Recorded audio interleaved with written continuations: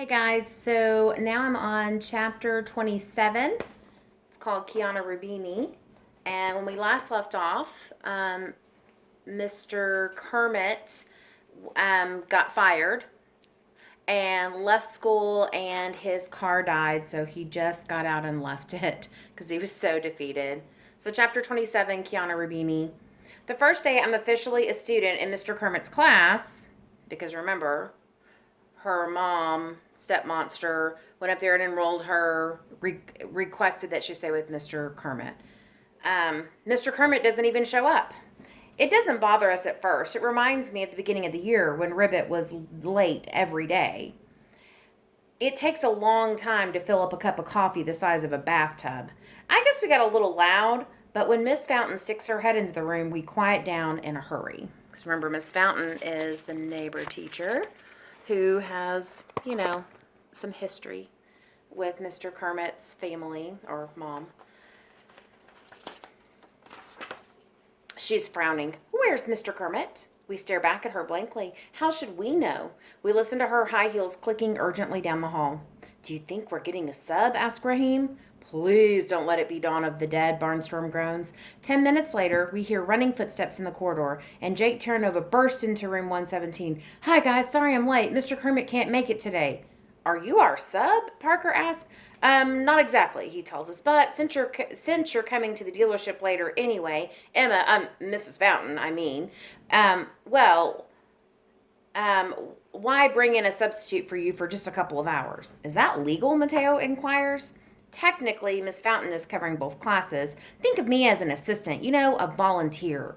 Is Mr. Kermit sick? Raheem asks. Nah, Jake shrugs this off. I mean, not really. He might be upset a little. I jump on that. Upset about what? Jake is flustered. There's obviously something going on that we're not supposed to know about, and Jake has the kind of face that can't hide secrets. When you're the boss of a giant car dealership, you don't have to answer questions from your employees because what you says goes. But that doesn't work with a bunch of kids. It's the science test, isn't it? Aldo says belligerently. I flunked, and now Ribbit won't come to school. Barnstorm cackles. If that's how it went, you'd have been in an empty classroom your whole life. Is that it? Elaine rumbles. Did we fail the test? The babble of agitated voices grows louder until Jake waves his arms for quiet. He perches on the edge of the teacher's desk and motions us close. Okay, I'll tell you. But you have to promise not to say anything to her. He motions over his shoulder in the direction of Miss Fountain's room. What he reveals turns our blood to ice. Dr. Thaddeus, superintendent of the whole school district, has been out to get Mr. Kermit all year. He found a way to use our scores on the state science assessment to get Ribbit declared as an incompetent teacher. He'll be out of a job by the end of this term. I knew it, Aldo rages. We flunked the test. You didn't, Jake insists. None of you did. It's a numbers game. If you fiddle with them enough, you can get them to say almost anything. It's no game, I said bitterly. It's our teacher, and he's getting fired for no reason. Who does that guy Thaddeus think he is? Barnstorm growls. He's like Voldemort and Darth Vader rolled into one, Mateo adds. Miss Fountain appears in the doorway. Since Mr. Kermit's absent, I thought it would be nice if both classes shared circle time today. She picked the worst possible time for an invitation. Circle time? When our teacher's getting shafted? A chorus of protests begin in our throats, one that Jake silences by raising one warning finger.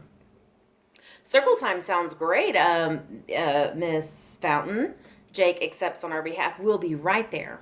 It's the last thing we're in the mood for. How can the superintendent be so mean?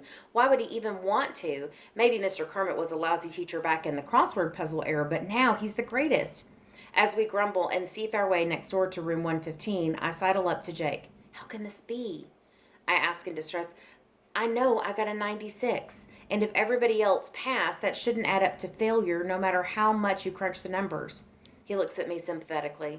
You have to understand, Kiana. You weren't a registered student on test day, so the 96 doesn't count. I stumble into Miss Fountain's classroom, my mind a pinwheel. The news of the past few minutes has been a bomb blast, but this might be even worse. Our teacher's being fired, and sure, it's the superintendent's fault. It's the school's fault for not supporting Mr. Kermit. It might even be a little bit Jake's fault for that cheating scandal so long ago. But mostly it's my fault. If I was properly registered, Dr. Thaddeus would have to count my score. But no, I was a short timer. This hick town and hick school had nothing to teach me. I was just passing through. What difference did it make what happened here? Well, it's making a pretty big difference now. By the time we take our seats on the floor around the circle, I feel like my head is about to explode. A nervous murmur comes from Miss Fountain's students. They can sense the emotional upset coming from the seven of us. Vladimir, remember, the lizard, is beeping like a robot in one of Mateo's sci-fi movies, but Aldo is too wound up to respond to his reptilian friend. Miss Fountain addresses the group. Who would like to be first to contribute to our circle? It comes pouring out of me. It isn't Mr. Kermit's fault that I never registered, and now he's getting fired. This isn't fair. I've got more to say, a lot more, but my words trigger Aldo, who bursts out, I hated all teachers until Ribbit came along, and teachers hated me, but then... Everyone thought I was weird before Mr. Kermit's class, Mateo blurts out, like I was an android in a human world. Ribbit's the only person who notices what I'm good at instead of just what I'm bad at, Raheem adds to the clamor. I used to be stupid before Mr. Kermit, barks Parker. Nobody ever tried to help me. This school only cared about me when I was scoring touchdowns, Barnstorm blusters, but Ribbit's better than that. Even strong, silent Elaine speaks up in her deep voice. I never had any friends until this year. We're all talking at the same time, hollering to make ourselves heard. The 7th graders are really nervous. Vladimir's running crazed loops in his cage because Aldo's so upset. He's yelling louder than any of us, his red hair practically defying gravity. Miss Fountain is trying to restore order, but no one is paying attention to her. Finally, she inserts both index fingers into her mouth and unleashes an ear-splitting whistle that threatens to have plaster raining down on us from the ceiling.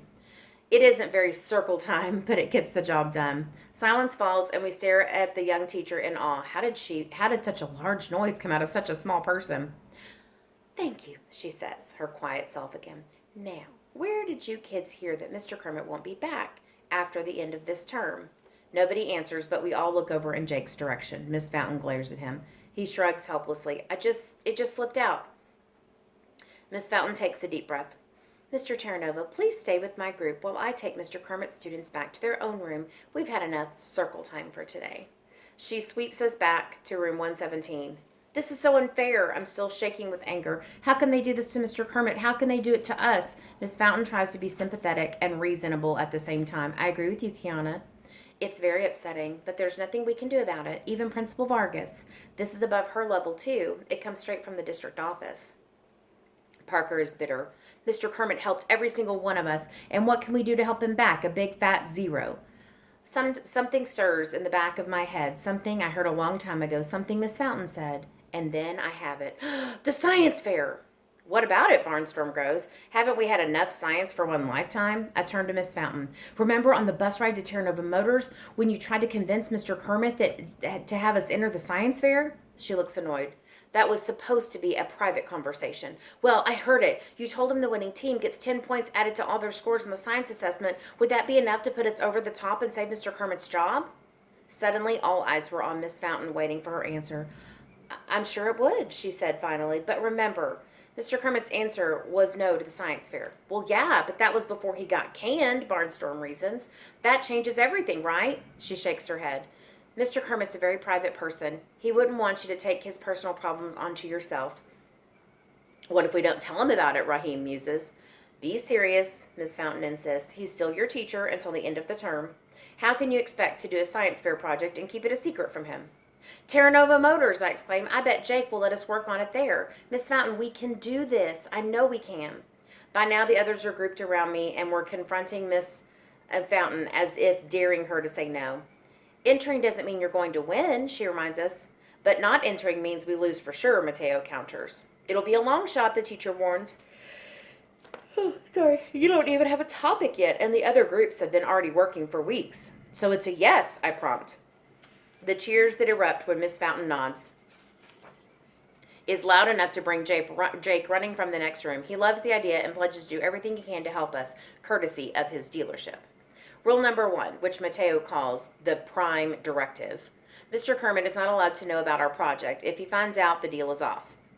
We'll up our Terranova Motors visits to 3 afternoons per week. Miss Fountain will come with us if Mr. Kermit will look after her class. We'll work weekends too, whatever it takes. After lunch, Jake acts as our chaperone on the mini bus over to the dealership. As excited as we are, the ride is somber. With Mr. Kermit's job on the line, the stakes are very high, and we haven't even started planning yet. Do you really think we can pull this off? Parker asked dubiously. Have you seen the kind of kids who enter the science fair? They're like smart.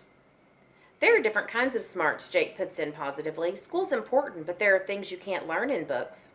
You mean the internet? Mateo asks. Well, I mean street smarts, Jake explains. I was never the greatest student, but I knew how to scratch and claw and build a business. Trust me, you guys have street smarts coming out of your ears. That's what's going to give you the perfect project.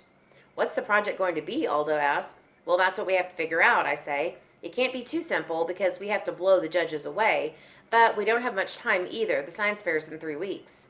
The bus pulls up to the dealership service area and we file out onto the pavement. We're about to enter the building when Parker points. Hey, isn't that Mr. Kermit's car?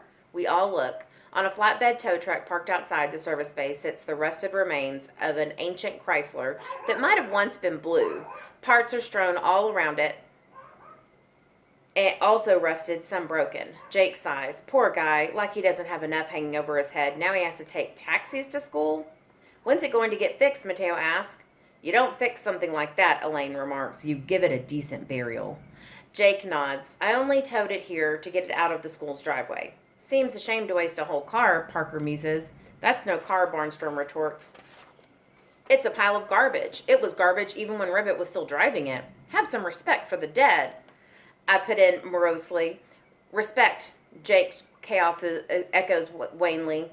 Emma says her mom picked out that Chrysler. It's older than she is. Mateo pipes up. You know the part in Harry Potter where Mr. Weasley uses magic to enchant an old car to make it fly? Not now, Mateo, I try to say kindly. We have to come up with a topic for our science fair project. Well, that's just it, he insists. The car needs respect, and we need a project. All that's missing is a little magic.